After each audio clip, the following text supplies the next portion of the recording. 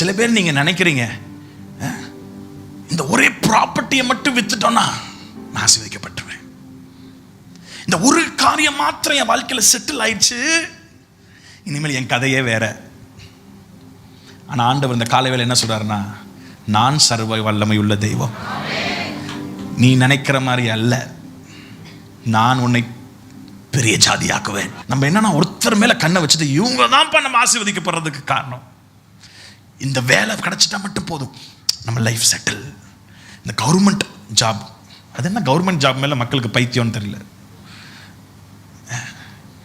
எங்க இருக்கிறீங்கன்னு முக்கியம் இல்லைங்க, யார் கையில் இருக்கிறீங்க அது முக்கியம். சர்வ வல்லமையோல நிறைய பேருக்கு எங்கெங்க தான் உங்களுக்கு சோர்ஸ் வரும்னு நினைச்சீங்களோ ஆண்டவர் கட் பண்ணியிருப்பாரு.